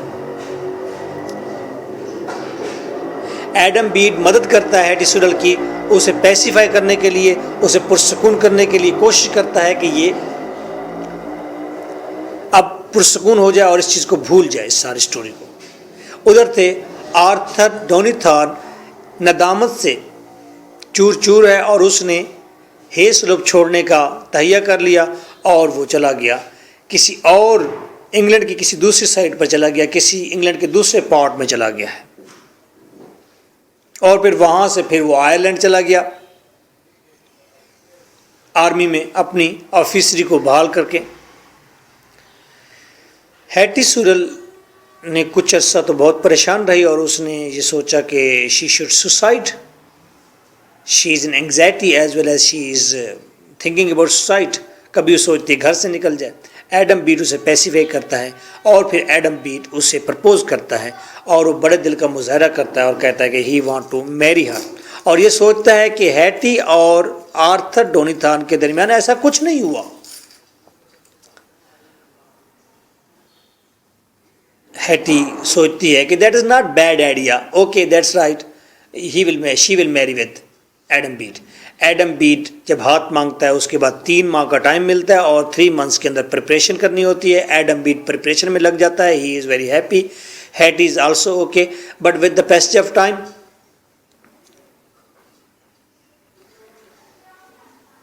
Hetty Sorrel is also bit normal. Dinah Morris ने हैटी सूरल से कहा था एक दफ़ा कि ज़िंदगी में अगर कभी भी तुम्हें मॉरल की या मज़हब की ज़रूरत पड़े या मेरी मदद की ज़रूरत पड़े तो मुझे ज़रूर बताना। और हैटी सूरल ने उस वक्त कहा था कि मुझे ज़रूरत नहीं पड़ेगी। इस वक्त डीना मोरिस हेस्लोप से चली गई है और वो स्टोनी शायर के एक इलाके स्नोफील्ड में तबलीग कर रही है। Stonyshire is a district, another district as Hayslope is a district, इसी तरह स्टोनी शायर भी एक दूर डिस्ट्रिक्ट है। उस डिस्ट्रिक्ट के अंदर स्नोफील्ड का इलाका है जहाँ पर डीना मोरिस अब तबलीग कर रही है। स्नोफील्ड में डीना मोरिस तबलीग करती है। It's mean that Dinah Morris is not at home at that time when she is in anxiety and she was worry. जब हैटी वरी है, परेशान है, तो डीना मोरिस भी घर में नहीं है। ये बात बावर हो गई। विद इन 2 मंथ्स हैटी सूरल को ये क्लियर होता है, ये इंकशाफ होता है कि she is pregnant with Arthur Donnithorne. वो तो प्रेग्नेंट है। Now she can't reveal it, she can't expose it. उसकी सोसाइटी उसे इजाज़त ही नहीं देती कि वो उस चीज़ को एक्सपोज करे। वो वालिदैन को बता नहीं सकती। She is to much worry. वो एडम बीट को भी नहीं बता सकती। वो किसी माशरे के मेंबर से के सामना भी नहीं कर सकती। वो बहुत परेशान है जब उसको पता चल जाता है कि वो आर्थर डोनिथॉन से प्रेग्नेंट हो चुकी है। अब उसके पास एक ही चांस है कि वो आर्थर डोनिथॉन के पास ही पहुँचे। She is dreamy girl, she is not intelligent, she is not bold, she is innocent. तो वो एक फ़ैसला करती है कि वो आर्थर डोनिथॉन को तलाश करे। आर्थर डोनिथॉन की तलाश में निकलने के लिए उसने अपनी फैमिली को बताया है she is going to meet Dinah Morris in Snowfield. वो डीना मोरिस से मिलने जा रही है स्नोफील्ड में और शी स्टार्ट हर जर्नी। और घर से चली जाती है और वो 7 डेज़ तक वो कोच में सफ़र करती रहती है और 7 डेज़ तक सफ़र करते करते वो पहुंच जाती है एक इलाका है, उसका नाम है विंडसर। विंडसर में पहुंचती है। विंडसर में जाके पता करती है कि वेयर इज़ आर्थर डोनिथॉन। उसको अजीम होता है, अंदाज़ा होता है उसकी बातों से आर्थर डोनिथॉन की कि वो विंडसर में जाता है या वहाँ रहता है। तो विंडसर में जब वो पहुंचती है, she is in miserable condition, she is exhausted. 7 days का मुसलसल ट्रैवल कर रही है, फर्स्ट टाइम ट्रैवल कर रही है। She is innocent, she is pregnant, she is in between sin and her love. मोहब्बत और गुनाह के दरमियान में है और एक गुनाह का फ्रूट उसने उठाया हुआ है अपने साथ। सोसाइटी उसे एक्सेप्ट करने वाली नहीं है। वहाँ पर एग्जॉस्टेड, पेनीलेस, पैसे भी ख़त्म हो गए, बैगर जैसी कंडीशन है। वहाँ पहुँचती है और वहाँ पर विंडसर में उसे आर्थर डोनाथन का कोई पता नहीं चलता और एक होटल के अंदर, एक सराय के अंदर क़याम करती है। सराय का मालिक वो एक वाइन शॉप है, असल में वाइन शॉप है या बार है, उसका मालिक और उसकी मालिक की वाइफ वो इसके बिफ्रेंड हो जाते हैं, दोस्त बन जाते हैं। ये उनसे आर्थर डोनाथन का पूछती है और वो उसे आर्थर डोनाथन के बारे में कोई क्ल्यू देते हैं कि ही इज़ इन आयरलैंड, वो आयरलैंड के अंदर चला गया है। तो इसके पास वो लव टोकन, वो लॉकेट मौजूद है। ये लॉकेट सेल करती है उस वाइन शॉप कीपर से, तो और वह उसके बदले पैसे लेती है। फिर गाड़ी में बैठती है और फिर सफ़र शुरू करती है और फिर ज़हनी तौर पर वो इतनी बुखला जाती है, पज़ल हो जाती है, बिकॉज इनोसेंट गर्ल और अलोन एंड प्रेगनेंट, और इतना टाइम गुजर गया है, एंड डीफेम, बदनामी, और फिर एडम बीट की मोहब्बत, और फिर आर्थर डोनाथन से मोहब्बत, और फिर अपने वालिदैन की तरफ ड्यूटी, और फिर सोसाइटी की तरफ से ड्यूटी, और फिर ट्रैवलर, परदेसी, दूर दराज के इलाकों में जहाँ कोई भी नहीं है। तो वो कुछ अरसा ट्रैवल करती है, उसके बाद वो गाड़ी से नीचे उतर जाती है कोच से। वहाँ पर बर्फ़ है बहुत ज़्यादा, वहाँ पर एक रेड़े में बैठ जाती है, बैलगाड़ी में बैठ जाती है, वहाँ ऊपर से बर्फ़ पड़ रही है, उसने चादरों पर तानी हुई है, चादर के नीचे पड़ी हुई है। What a condition is that कि ऊपर बर्फ़ पड़ रही है, रेड चादर उसने ली हुई है और उसके अंदर एक बैलगाड़ी में बैठी देख रही है बाहर का सीन कि कहीं भी उसके पास जगह नहीं है। एट लास्ट वो पहुंचती है, भटकती भटकती वो पहुंच जाती है एक पाउंड के करीब और चाहती है कि इस पाउंड के अंदर छलांग लगाकर अपने आप को मार दे, ख़त्म कर दे, खुदकुशी कर ले। Why she reach this point, खुदकुशी करने वाले पॉइंट पर उसे किसने पहुंचाया? That is a question, and the climax question is that, is that Arthur Donithar? Is that Adam Beat? Poyser family की तरबियत, रिलीजन जिसने इतने सख्त रूल बनाए, विदाउट मैरिज कोई मेट नहीं कर सकता, ट्रेडिशंस जिसके अंदर किसी भी प्रेग्नेंट वेमेन की कोई जगह नहीं है। What is the basic cause and who is the responsible for the sufferings and tragedy of this innocent girl? छलांग लगाने की कोशिश करती है लेकिन she is innocent and she can't gather the courage, वो करेज इकट्ठी नहीं कर सकती खुदकुशी करने के लिए।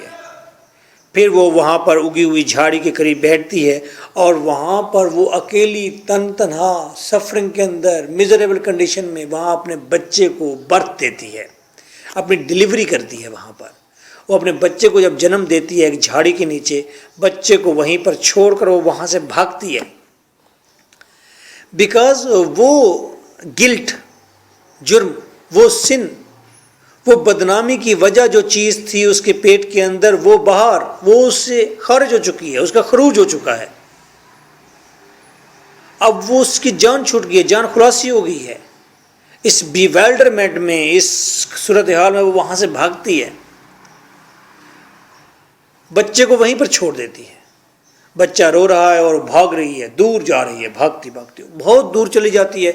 वहाँ जाकर उसके अंदर एक मदरहुड फिर से सर उठाती है and she come back again, दोबारा सोचती है मेरा बच्चा, वो तो मेरा बच्चा है, मेरे वजूद का हिस्सा है। मदरहुड उसके अंदर फिर दोबारा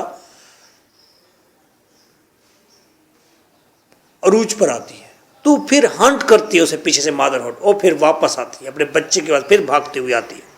तो बच्चे के पास भागते हुए आती है, जब वो वहाँ पहुँचती है दोबारा 6-7 आवर्स गुजर चुके हैं, तो बच्चा भूख और सर्दी से मर चुका है। और इस तरह बच्चे को जन्म देने के बाद जाना और फिर वापस आना, ये चीज़ उसको मशकूक कर देता है और वहाँ उस इलाके के अंदर, उस विंडसर के अंदर कोई एक मकामी शख्स उसको देख लेता है, सस्पिशियस होता है, तो वो पुलिस को अतला करता है और पुलिस आकर उसे शक की निगाह से पकड़ लेती है, और पकड़ती है तो वो उसे जेल में डालती है, और जेल कौन सी, स्टोनीटन जेल के अंदर डाल देती है। नाउ उसके ऊपर चार्ज है इन्फेंटिसाइड, कि उसने अपने बच्चे को कत्ल किया है, बच्चे की कातिल है। She is in jail now. पीछे से एडम बीड को परेशानी लाहक होती है कि इतना अरसा हो गया है, ये गई है, अभी वापस नहीं आई, 15-20 दिन गुजर गए हैं। तो वो उसका पता करता है, तलाश करता है, और वो इरादा करता है कि वो जाए, और उसने स्नो फील्ड का कहा था, तो वो स्नो फील्ड की तरफ जाए और स्नो फील्ड पे जाके डीना मोरिस से मिले। और इसी तरह हो सकता है she has to travel to Arthur Donnithorne in Ireland, हो सकता है वहाँ गई हो। तो इस दोनों चीज़ों को सामने रखकर वो वहाँ ट्रैवल शुरू करता है, लेकिन रास्ते में वो रुकता है और अरवाइन के पास जाता है, जो कि किसी दरमियानी एरिया के अंदर मौजूद होता है, और अरवाइन को ये सारी सूरत हाल बताने की कोशिश करता है कि वो इस तरह तलाश करने जा रहा है हैटी सूरल को। लेकिन अरवाइन उसे ये बताता है, वो कहता है कि डीना मोरिस स्नो फील्ड में है, लेकिन मेरे पास खबर है एक, वो खबर ये है कि स्टोनीटन के अंदर हैटी सूरल प्रिजन में है, शी इज केज्ड, उसको कैद कर लिया गया है।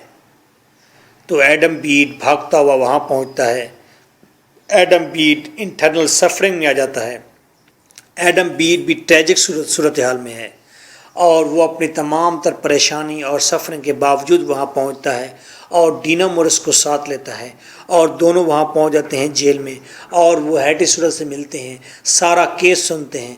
पता चलता है कि इसने अपने बेटे को, बच्चे को, जो बच्चा इसे जन्म दिया था, उसको कत्ल किया है। और ये सारी सूरत हाल देख कर they are too much worry about this. और इस असना में पीछे हे स्लोप के अंदर आर्थर डोनिथॉर्न का ग्रैंडफादर की डेथ हो जाती है। आर्थर डोनिथॉर्न वहाँ हेस्लो में पहुँचता है, तो कुछ करैक्टर जैसे बाटल मैसे, अरवाइन, ये जब हेस्लोप में आते हैं तो ये न्यूज़ ब्रेक करते हैं कि हैटी सूरल वो जेल में है और इस चार्ज पर है।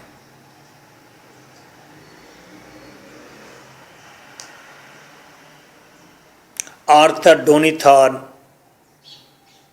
who is the villain and the cause of all this tragedy, वो ये बात सुनता है तो उससे रहा नहीं जाता, और वो उसकी हेल्प के लिए भागम दौड़ वो हायर अथॉरिटीज़ के पास पहुंचता है। उधर से ज्यूरी वर्डिक्ट करती है, ज्यूरी अपना डिसीजन देती है कि इस औरत को हैंग कर दिया जाए, फांसी लगा दिया जाए, सेंटेंस ऑफ डेथ दे दिया जाता है।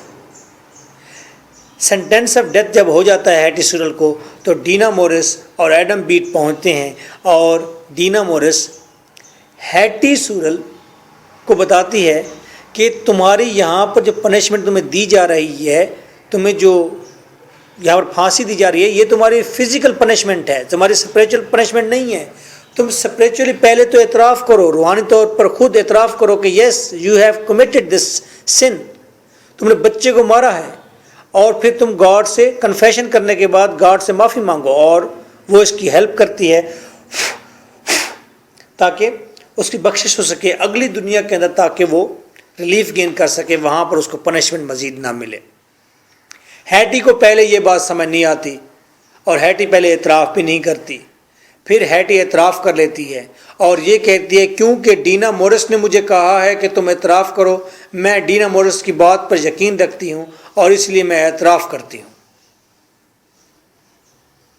She is innocent, she can't understand these matters of religion and morals, she is worried of this spiritual system. वो उसकी बात मान लेती है, एक्सेप्ट कर लेती है। तो आर्थर डोनिथॉर्न अपने असर रसूख के साथ वहाँ उस स्टोनीटन में पहुँचता है, और वहाँ जाकर उसका सेंटेंस ऑफ डेथ रिप्लेस करा देता है, और अब हैटी सूरल को वहाँ पर सेंटेंस ऑफ डेथ की बजाय एग्जाइल दे दी जाती है। एग्जाइल उसे वतन बदर कर दिया जाता है, यानी कि उसको उस हेस्लोप के एरिया से निकाल कर फेंक दिया जाता है बाहर उजाड़ के अंदर। हैटी सूरल को उजाड़ के अंदर फेंक दिया गया शहर से दूर। वहीं Hetty Sorrel who was dreamy, long eyelashes, darling dimple cheeks, वहीं Hetty curly haired, naughty, melon lips, वो हैटी टोटल ट्रेजिक सूरत हाल में उजाड़ के अंदर, वीरानों के अंदर पड़ी हुई है। मोहब्बत की वो भी गई, हेल्प ली वो भी पूरी नहीं ले सकी,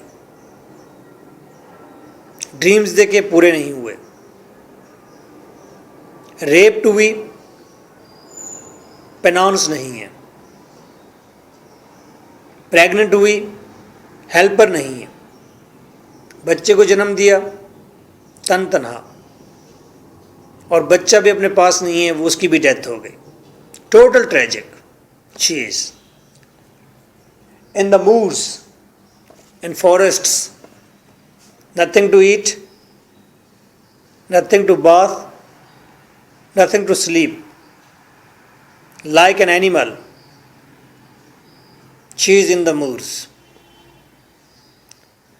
डीना मोरिस ने अपना फर्ज अदा कर दिया, एतराफ़ करा लिया। एडम बीट वापस, डीना मोरिस वापस, और यहाँ पर आकर काफ़ी अर्सा गुजरने के बाद एडम बीट को उसकी मदर बताती है कि डीना मोरिस जो है वो तुम में इंटरेस्ट लेती है, तुम्हें देखती है। एडम बीट प्रपोज करता है डीना मोरिस को, एक हिल पर जाकर, एक पहाड़ पर जाकर डीना मोरिस उसको एक्सेप्ट कर लेती है। और उस वक्त वो मेथोडिज़म की मूवमेंट भी तकरीबन अपनी आखिरी सांस ले रही है, ख़त्म हो रही है, मेथोडिज़म का फंक्शन भी ख़त्म हो गया है, मेथोडिज़म स्टॉप कर दी गई है। तो डीना मोरिस के पास काम करने के लिए भी नहीं है, और उधर से Adam Beed was not bad option. Adam Beed ने भी अपने गमों को भुलाने के लिए एक नई ज़िंदगी का आगाज़ कर दिया है, और फिर डीना मोरिस और एडम बीड की शादी हो जाती है, और वो डोमेस्टिक ज़िंदगी जी रहे हैं। 2 साल का अरसा गुजर गया है, और खबर मिली है कि हैटी सूरल की एग्ज़ाइल में डेथ हो चुकी है। और फिर आर्थर डोनीथॉर्न भी वो वापस हिस्लोप में आ गया है, और वो टेनेंट से शर्मिंदा भी है, और वो अपने आप को इस ट्रेजिडी का कारण भी समझता है। और वो एक दिन मिलता है एडम बीट से, और ये बात कहता है कि इस सारी ट्रेजिडी की वजह मैं हूँ, और कुछ एक्शन ऐसे होते हैं जिनका हम पेनांस नहीं दे सकते, जिनकी हम तलाफ़ी नहीं कर सकते। और फिर नावल का अख्ताम डोमेस्टिक मैटर्स पर होता है, घर के अंदर छोटी मोटी नोक झपक और गपशप के ऊपर नावल का अख्ताम हो जाता है। That was the novel Adam beat.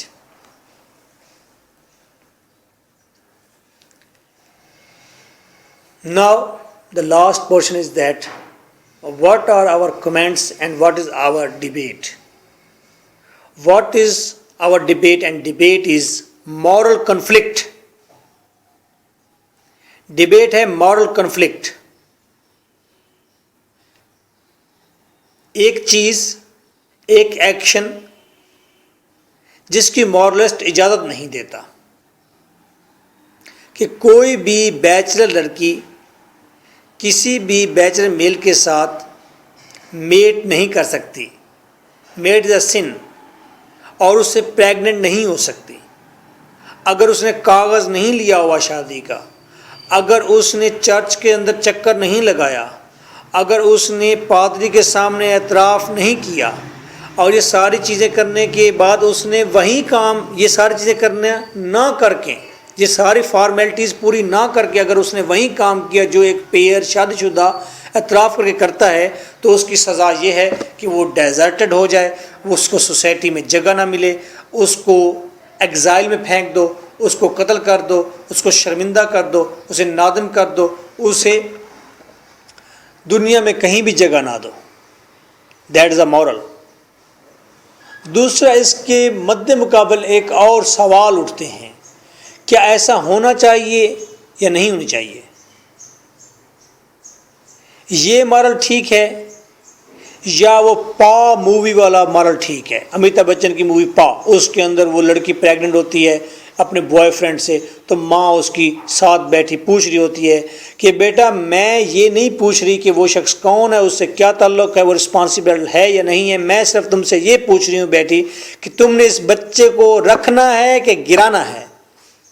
I was surprise about this कि एक तो पॉ फिल्म वाला वो मॉरल है जहाँ पर वालदैन बैठ के पूछते हैं कि इट्स नॉट अ मैटर कि बच्चा किस तरह है, you are pregnant and that is the right boy, अब बच्चे को रखना है या नहीं रखना, very simple question is that. एक ये मॉरल है जो कि 21st सेंचुरी का है, पॉ फिल्म के अंदर इंडियन मूवी की बात कर रहा हूँ। दूसरे मॉरल वो है जो कि जॉर्ज इलियट के पीरियड में हो चुका है, वकूफ़ पजीर हुआ है। So that the moral conflict, कौन सा मॉरल ठीक है, कौन सा होना चाहिए और कौन सा नहीं होना चाहिए। I will finish this debate on this question. What should be the moral? इख्तितामी बात एक ये है, ये पूरी स्टोरी आपने नावल आपने अंडरस्टैंड किया है। नावल का असल मतलब होता है फिलॉसफी ऑफ लाइफ। नावलिस्ट ज़िंदगी की फ़िलासफ़ी करता है, जैसा कि ड्रामाटिस्ट, ड्रामा का मतलब होता है इमिटेशन ऑफ लाइफ, ज़िंदगी की नकल करके ज़िंदगी को बेहतर तरीके से रिप्रेजेंट करना, एक्ट करना। नावल होती है फ़िलासफ़ी ऑफ लाइफ, ज़िंदगी की फ़िलासफ़ी करना, ज़िंदगी के जितने मैटर्स हैं, हमारी कनेक्टिविटी, हम जिससे जुड़े हुए तमाम सोशल सेटअप में हैं, हम तमाम के बारे में फ़िलासफ़ी करना, डिस्कस करना, हमारे मॉरल्स की बात करना, हमारे रिलीजन की बात करना, हमारे ट्रेडिशंस की बात करना। तो मॉरल कन्फ्लिक्ट इसके अंदर मौजूद है। और मैं आपको ये बात बताना चाहता हूँ कि ये पूरी स्टोरी जो है, ये पूरा नावल जो है, ये एक ट्रू और रियल इंसिडेंट के ऊपर मबनी है। एक्चुअल इंसिडेंट हैपन हुआ था इंग्लैंड के अंदर।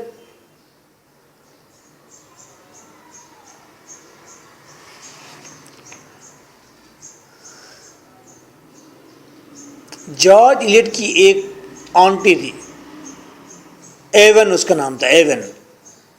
वो मेथोडिस्ट थी असल में। एवन ने असल में एक दिन वो जब जॉर्ज इलियट के घर में आई तो उसने आके बताया, तो आज तो बड़ा अजीब व गरीब काम हुआ है। क्या हुआ है? आज मैं जेल गई थी। क्यों गई थी? जेल में गई थी, मुझे आज ना एक लड़की के गुनाह का एतराफ़ कराना था, यानी कि उसको स्पिरिचुअली रिलीफ देना था। उसका एतराफ़ सुनकर मैंने फिर अल्लाह ताला से दुआ करनी थी कि क्राइस्ट और गॉड इसको माफ़ करे। तो मैं एतराफ़ करने के लिए जेल में गई। वहाँ पर एक लड़की आई हुई थी। उस लड़की ने अपने बच्चे का कत्ल किया हुआ था। उसे अपने बच्चे को इस तरह उजाड़ में छोड़ दिया था। तो ये रियल इंसिडेंट जॉर्ज इलियट ने सुना था। फिर इस रियल इंसिडेंट को सामने रखते हुए उसने फिर ये पूरी एक नावल निट किया था, और इस नावल के अंदर उसने बहुत सारे सवाल उठा दिए। There are many questions are over there. Another important question is that Arthur Donithorne is a villain or he is a hero? एक और क्वेश्चन है, क्या इस नावल का नाम एडम बीड ही होना चाहिए था? अगर इसका नाम एडम बीड है तो क्या ये नावल एडम बीड के बारे में है? क्या एडम बीड की सफरिंग से उसको मैच्योर होता हुआ दिखाया गया है? That is the question. एक और सवाल है, क्या हैडी सुरल के साथ जस्ट हुआ है, इंसाफ हुआ है? क्या हैडी सुरल के साथ ऐसा होना चाहिए था? क्या एक सवाल है, क्या डीना मोरिस का फंक्शन यही बनता है कि डीना मोरिस ऐसे ही ट्रीट करे? एक क्वेश्चन होता है, क्या हमारे सोशल सेटअप के अंदर, हमारे जस्टिस के अंदर, हमारे रिलीजन के अंदर इतनी लचक है कि एक करैक्टर को मरने से बचा लिया जाए? एक सवाल है।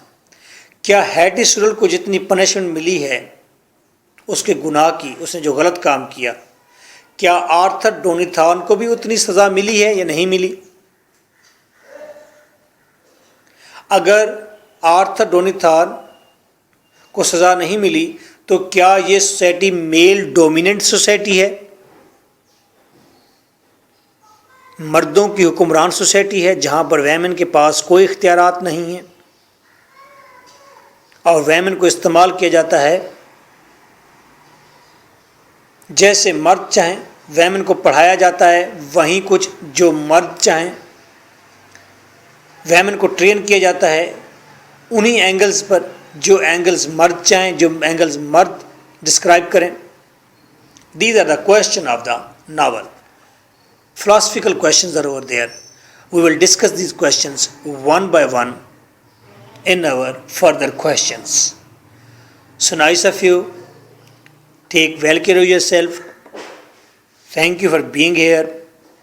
And before bye bye, our phone number is 0333 4655 305. God bless thee. Allah Hafiz.